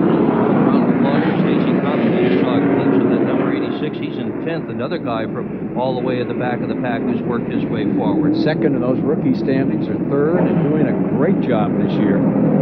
Compton brings that rig of his around, and we're ready to go racing once again. Chuck Bound back there on the tail end of that lead lap. Resendez just in front of him. That's 12th and 13th. Resendez and Bound, respectively, as we go back to green. What a start Jack Sprague got. He just took off from the outside. 17, Bickle wasn't able to keep up with him. Sprague is running off. He's got Corelli between himself and Bickle. Penny Jo Kirk there in the number 7. She's on the bottom. She's another one that started all the way in the back. She is 16th. She's a lap down. Hornaday from 11th now. There he is, Ron Hornaday. Cool those tires. Put the garden hose right to them. Will it make a difference? We'll find out here in about the next 40 laps to decide this race. Looks to the inside, then the outside of Butch Miller in the number 20. Butch Miller also pitted on that break. 23 laps have been run under caution. Not very many. Compared to last week, we had, 9 caution periods? Really get around this track well. Rick Corelli just on the tail end. He's shown, 14th lap down. Hornaday has really got his work cut out for him. Down there on the bottom, trying to get by the 20 of Butch Miller.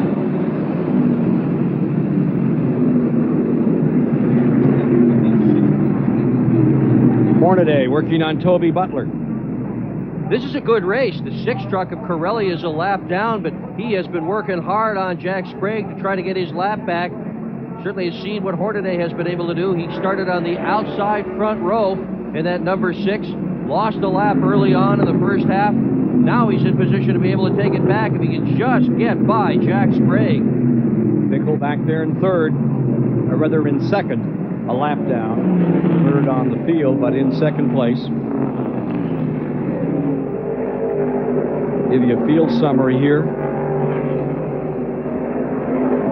Here they come, thrashing down out of 4.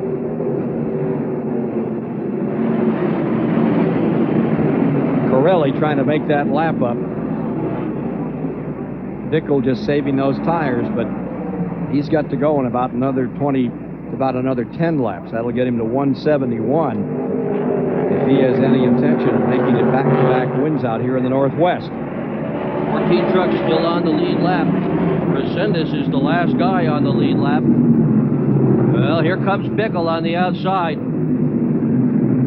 As the 6, Corelli starts to fall back. Not able to get it done, getting his lap back. Well, Corelli's going to lose it. He's going to make it here. Yeah, Bickle's got him. It's a good college try. Corelli had to make that work, and he didn't. Here's where the struggle is. It is a struggle, kid. Butch Miller in the 20, Hornaday in the 16, fight it out. Butler in the 52 has been part of this thing for many laps as well. This is not the way to conserve your tires, by the way. Whoa! Miller came together right there with Hornaday. Miller on the bottom in the 20. Stacy Compton ahead of him in the 86. Toby Butler in that 52. Tight running. 0.6 of a mile track. If you're just joining us, 2 trucks broke 100 miles per hour in qualifying for this event. Rick Corelli on the outside of the front row, and Rich Bickle with a new track record. Well, here we go. This is for the lead right now.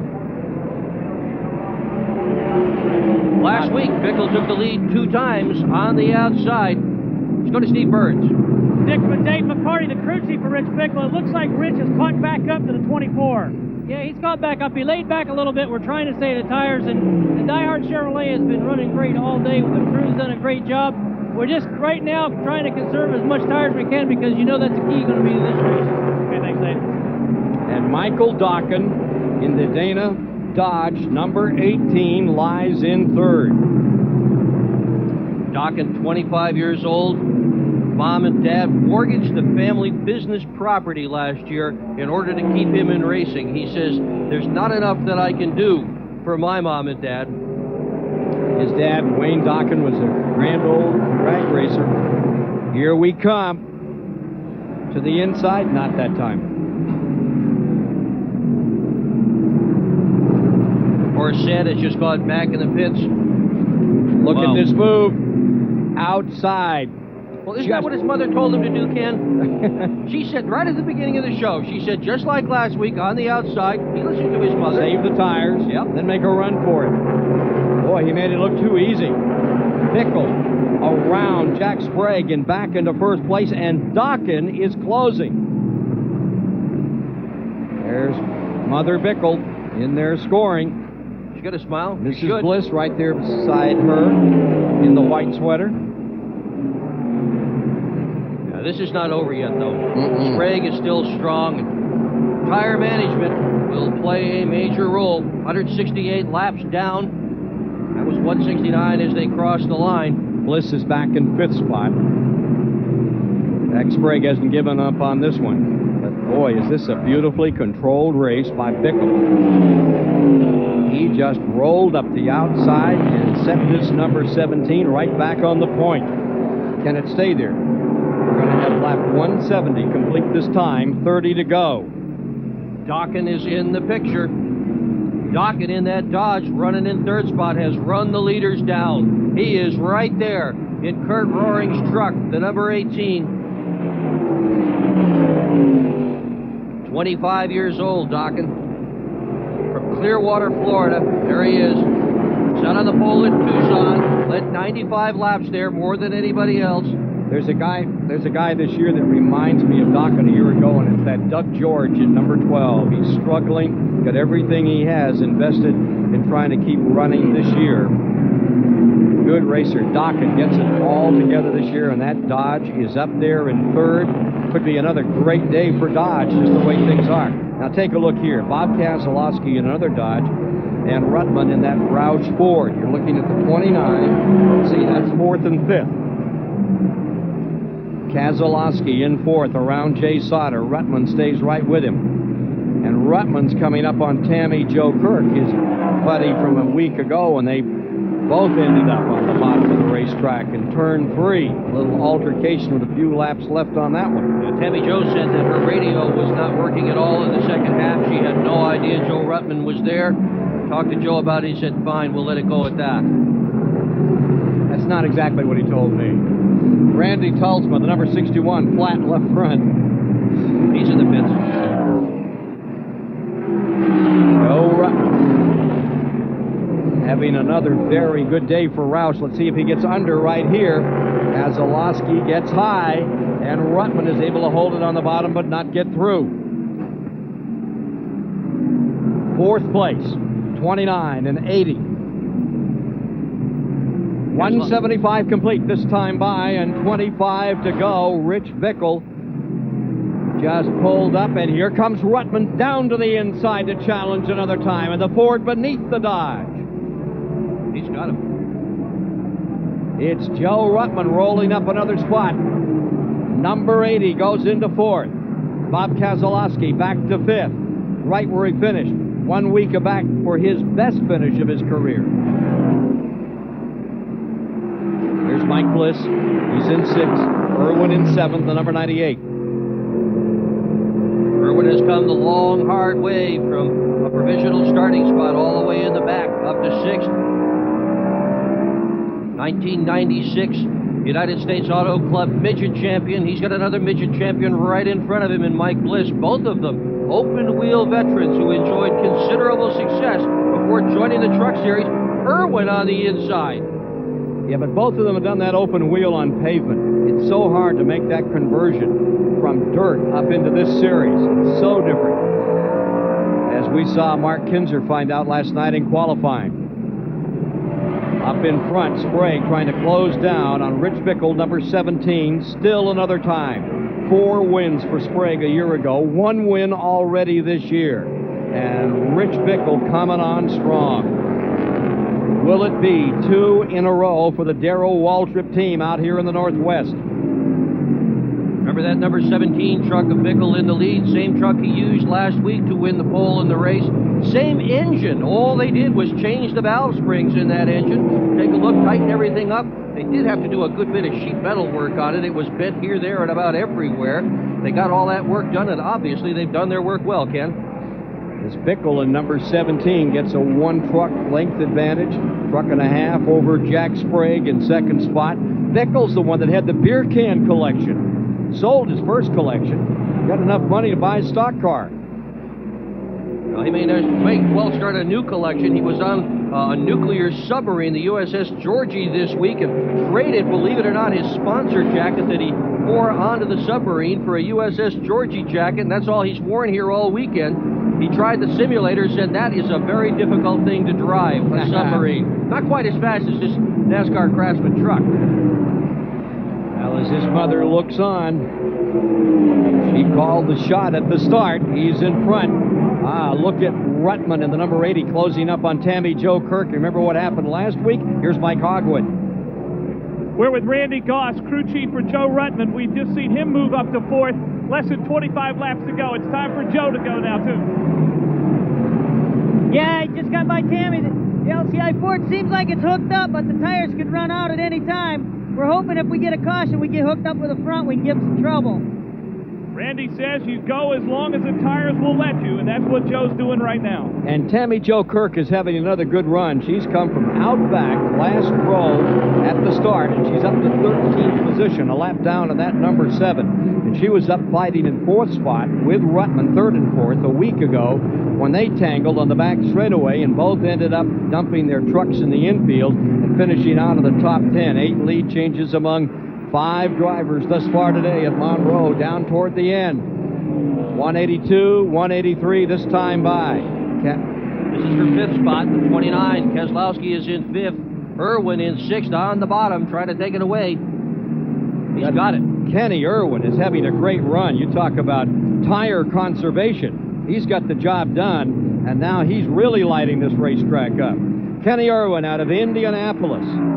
Provisional starter today, 29th when this race began. He finds himself right back up in the front of it. And there is Mike Bliss in the number 2.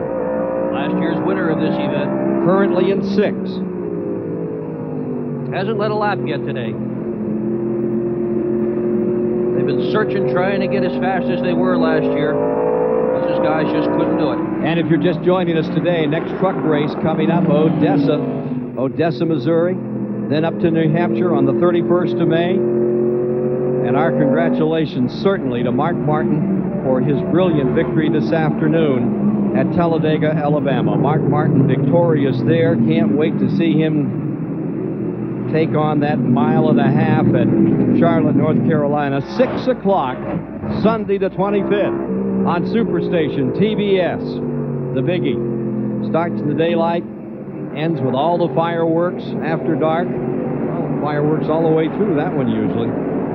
Hope you'll be with us to enjoy it. The yellow number 19 on the bottom, that's Tony Raines, the 1996 ASA champion. That's the other Kirk Roaring truck. Dokken drives one of them, Raines drives the other. They're just zipping by Jay Sauter, who's had a tough day. His truck is pretty well caved in, and he is well off the pace in that black number 3. Tony Raines out of LaPorte, Indiana. We're going to hear a lot from him. Started out at South Bend and New Paris years ago.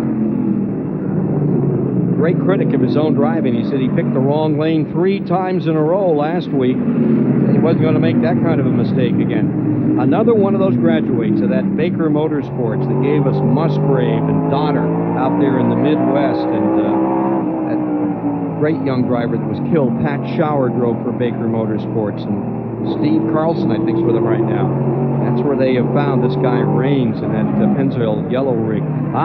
Trouble on Barfield, the 55, backing up a bit. Looks like the rubber may be gone. And here's Hornaday down on the inside, and right with him comes that rookie Compton in the 86 up to 7th spot. Give him a call. He's had a good afternoon. Get another one who started way in the back. Toby Butler in the 52 trying to make some hay here at the end of the race. 10 to go this time by. Stacy Compton and that number 86 that started 8th today finds himself in 7th. Look at Hornaday from a lap down. He's all the way up to 9th now. Butch Miller behind him. Number 20, and there's his mother looking on. Not too happy with the way Butch is doing today. There may be some coaching when this one's over, Dr. Bergeron. I think so. Yeah. Mom and Dad have been with Butch not only for this race, they were out last weekend at Portland as well. Well, they moved out of snow country. They came down to Arizona, and they used to follow him everywhere. Not as easy to do anymore, but they sure do love to watch him race. Look at Roper in the 31. He's doing well. All his furniture in that truck, in his race car hauler, back home again. I hope his wife likes the new home he's picked out for her, Ken. She quit her job on Thursday. Hasn't got another job. She said, well, wherever he goes, I'm going to go along with him. He's back in 16th spot. Roper in the 31. He married a saint. Most of those drivers, if they have a marriage that lasts, they have found a saint, that's for sure. Tough life. But a good one. A way of life like any other for these folks. For Rich Bickle, what he's done, all he's ever wanted to do. Caution's out. Yellow is down. This is at lap 193. And remember, this race will not finish under a caution. It'll have a green, white, and checker. And I think it's for the 56. Looks like he came off his speed. Brandon Butler up in turn 3, and it's coasting around the track. He's trying to get back into the pit area. You have to come all the way down across the start-finish line and go into the quarter-mile track where they're pitting. Here's Mike Hogwood. This caution is something that Jack Sprague really wanted. His tires had gone away for him. He didn't feel he had a shot at catching Rich Bickle, but now maybe he can scrub up the tires a little bit and summon up something for a couple of laps and maybe have something for truck number 17. And it's a great break for Dokken, too. That Dana Dodge is back up in there. 10-lap rule, it'll be a single-file restart, with the lead lap trucks in front. So Sprague will get to close up, but he will not get to start beside the 17. Lap trucks will not play a factor. They were beginning to play a role here until this caution flag. Bickle had gotten by several of them. They've stopped Chuck Bound in the 99 now, trying to get him in a correct position. Take a look at the top 10 here. Bickle, Sprague, Dokken, Joe Rutland to 4th. Big break for him. Kenny Irwin, Bob Keselowski is there in 6th. Mike Bliss in 7th. And Stacy Compton. Outstanding job for him into 8th. Then Hornaday, then Miller. And they'll be in a bundle. Compton had never seen this racetrack before he came here. Neither had his crew chief. So they have really done a great job getting that truck ready and getting it prepared as well as it's been. Federated Auto Parts Ford, Boris said, giving us these shots. He's had a tough day. They've tried to get that thing to work all afternoon. Haven't had too much luck with it. So much for hippopotamus entry into the corner. He's still trying to get his ride for Le Mans. Le Mans is in June. It's on an off weekend for the truck series. Says he's real close to something. Said what? He said a Ford. He and Lance Norrick are a couple of those new young stars so serious about this racing. They'll do anything they can to improve themselves in it. Some of those guys are looking for that double file restart. They're being told, I'm sure, on their headsets, this is not the game. We are at 10 laps, and you see trickling down to the inside. Chuck Bound is out there. Refner fell to the inside, hoping for that double file restart, which is not to happen. Randy Tulsma did it as well. Single file to get this one done. 194 complete. They're told to back up and get in line. 13 trucks still on the lead lap. NASCAR is marking instructions to the crew chiefs, and then relay those instructions to their drivers, tell them where to go. There is no arguing. Whatever NASCAR says, that is where you start. The interesting thing is the 99 truck, he's trying to find a hole. Well, he's down 2 laps, Ken. That's the problem. Bound is down 2 laps, and Raines and Kirk, they're only down 1 lap, so he's trying to figure out where he's supposed to be. He's going to drop back now. Chuck Bound just going to hold off. It's going to be a 3-lap shootout, it appears, to get this one done. 1 more lap, and then they'll get them going. And I think some of those drivers are confused, and they think they can come up from a couple of laps down. Tammy Jo Kirk comes down. Rain starts to look for an inside hole. Oh, and they're all doubled up back here. There's Rich Bickle, your man up in front, going for 2 in a row here this afternoon. Wisconsin's given us a lot of fine racers recently, and they're giving us more. Johnny Benson, of course, out of Grand Rapids, Michigan, neighboring state. That part of the country just seems to come out of Slinger Speedway and Mount Clemens and all up through Wisconsin Rapids. In Wisconsin Rapids. Michigan, Wisconsin has some great racers. They're still trying to get these guys in order, and ladies, for this finish this afternoon. Coming green this time by. Yep, light out on the pace truck. Well, we'll see what happens. Bickle is going real slow up there in turn 3 and 4. Real slow. Well, here's where we're going to see, Ken, who can go through the gears and who cannot. Truck coming in, green ready to drop. And Bickle gets himself a tremendous start. Boy, he was on top of that one and grabbed off a couple of lengths as they came down across the line. We got one down. We've got one stopped. It's Sauter on the back straightaway. As they came around for the flag, several of them came to a complete halt as they tried to get him back in that single file start, and Jay Sauter couldn't get fired. So you're going to see green, white, and checkers to decide this one. And the problem for Bickle is he has just laid his cards on the table face up. And Jack Sprague knows exactly what he has in mind for a restart at the very tail end of the race. And yeah, Bickle will not deal himself another hand. He may well, but he's not going to get away with that move 2 times in a row. 14,000 folks have filled this grandstand in Monroe, Washington. They saw Rich Bickle set a new track record at over 100 miles per hour.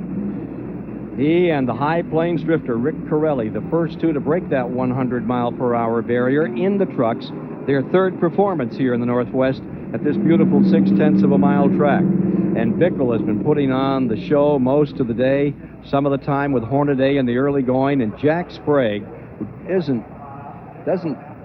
says himself he's not a short track racer, has driven one of his best. He's up there in that second spot. Now there's Mom Bickle and Mother Bliss side by side as we get down inside this one, checking each other's scorecards. Yeah, they are. And the fans in this grandstand are some happy to have this beautiful day today.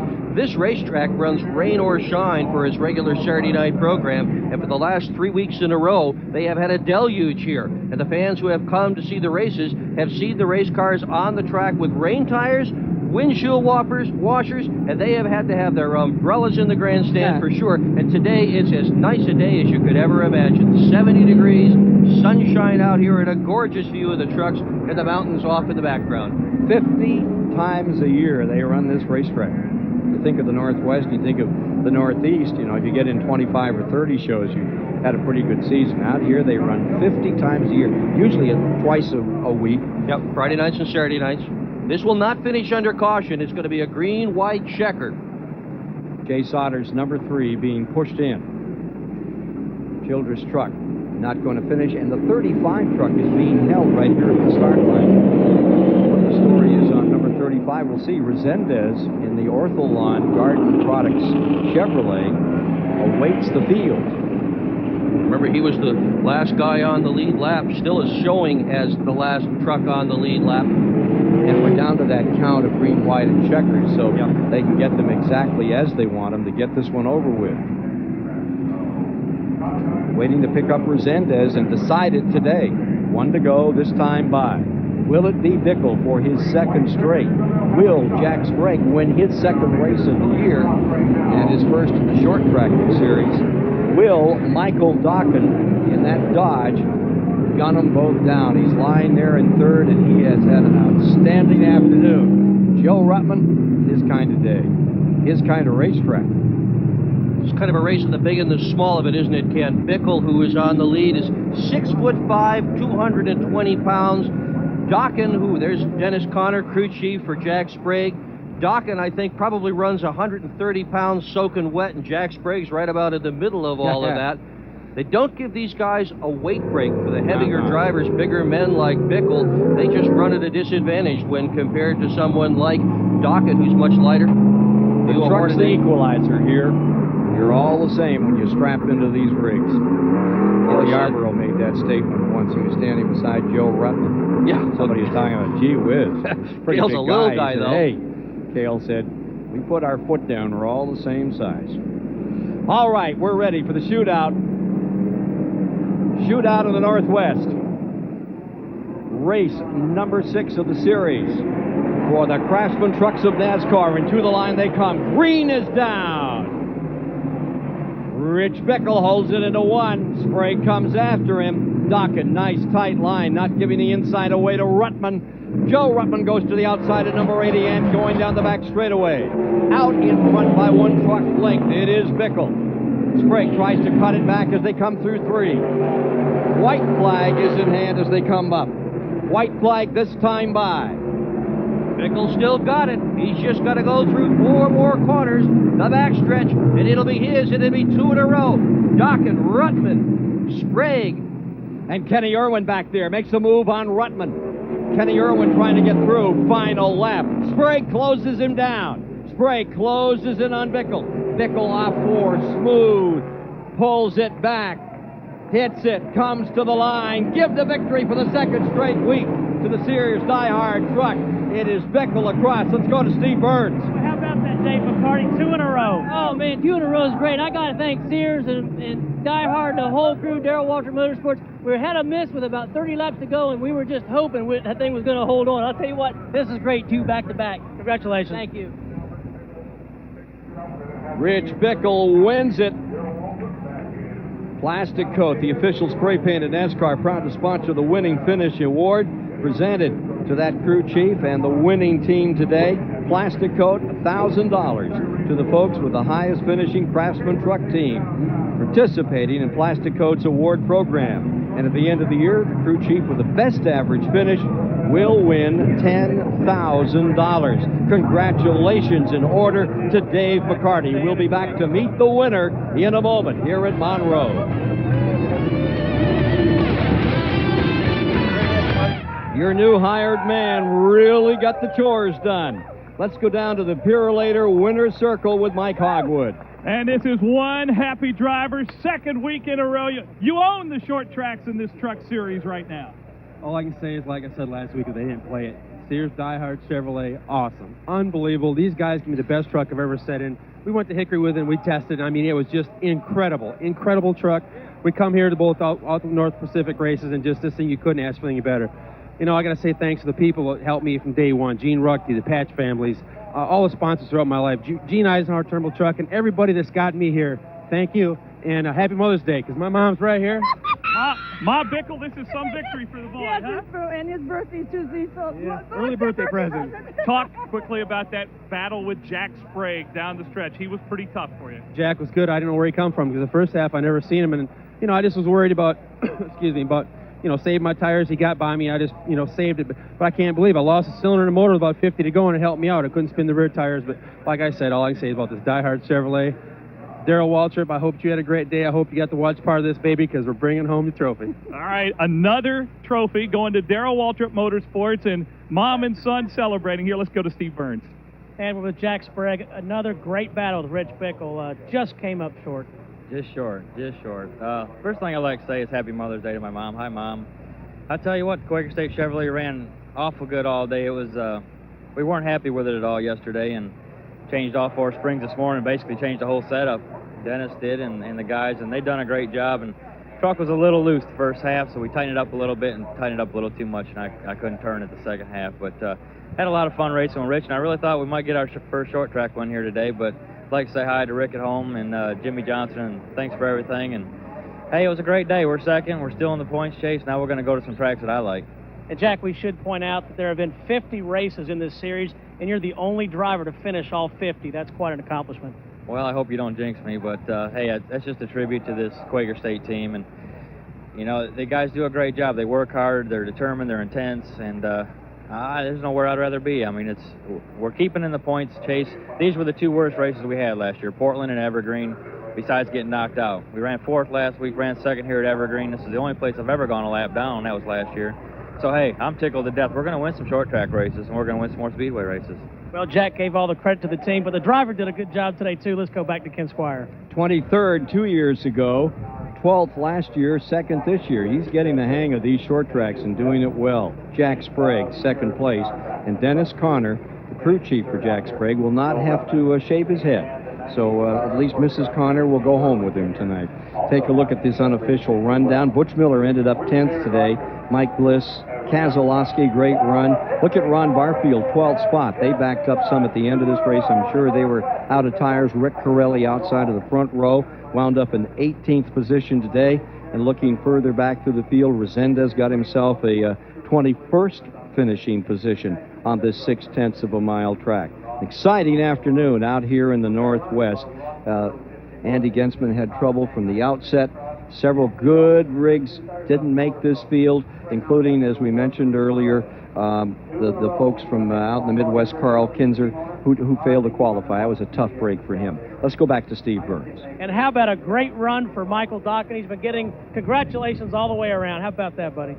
Well, I got to thank my parents, Kurt Rourke, Dana Dodge, Get Well Trina. My parents have really, if it wasn't for them, I wouldn't be here. And Kurt Rourke and the team are awesome. They've been working hard all year. We just had a few bad breaks early in the year, and they just keep on digging. And the truck's been awesome. All right. Well, Dick Berggren talked about how you slept in your truck last year.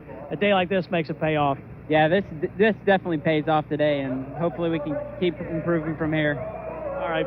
Good run. Let's go back to Ken Squire. And maybe next time around we'll tell you about how Michael Docken does those turkeys in those parking lots. Great kid. Wonderful race for him today. More in a moment from Monroe. And as the Craftsman trucks get ready to move back east toward Odessa, Missouri, Rich Bickle extends his point lead by 10 up to 51 over Jack Sprague, and Mike Bliss moves from 4th to 3rd in the standings. Hornaday back and forth, and Butch Miller in 5th after this great race this afternoon. So there's how they stand at the present time as they get ready to head to Missouri and then up to New Hampshire International Speedway. But we're all going to be going to Charlotte Motor Speedway in a couple of weeks. Busch Grand National race there on Saturday. Bickle and Sprague were both surprise pole winners there a couple of years ago. And have a Busch Grand National race on Saturday, and then that big 600-miler on Sunday. Going to start late in the afternoon, so some of the guys are going to be able to run Indianapolis, jump on a plane, fly to Charlotte, and try to run the stock cars at night. 6 o'clock is when that race will start. We'll be with you about 5:30 as the celebration continues for Rich Bickle on this Mother's Day weekend at Monroe, Washington. Outstanding race out here for the second straight week for Bickle and for that Darrell Waltrip team. Hey, coming up later this afternoon here on TBS, or in the evening back east, 6:05. Join us for all the action. The WCW is coming up with a big show on Saturday night. And then, coming up a little later, we're going over to Three Rivers Stadium over in Pittsburgh. Central Division leader Pittsburgh by a half game over Houston tangles with the Eastern leader, the America's team, Atlanta Braves. Hope you'll be around to enjoy that at 7:05 tonight. And again, here we are, Saturday, May the 24th at CarQuest 300. And our special road to the championship, that's coming up on Saturday from the Charlotte Motor Speedway, and Sunday's the biggie. The Coca-Cola 600 at 6:05. Join us at 5:35 for some of the great pre-race celebration that they always have there at Charlotte. Hey, that's going to do it for today. For Dick Berggren, Mike Hogwood, and Steve Burns, celebrating Rich Bickle and Darrell Waltrip's team with another outstanding victory, this time at Monroe, Washington. It's all been a wonderful afternoon of racing, and we're going to be seeing more of this later this year here on Superstation WTBS. We'll be with you at Pocono, Pennsylvania, as well as Charlotte. Come down to the end of the season, take you out to Phoenix, Arizona, and give you more of the dramatic action there. So that's it for today. Hope you've enjoyed NASCAR Craftsman Truck Racing, coming to you from Monroe, Washington. Good afternoon. I'm Ken Squire.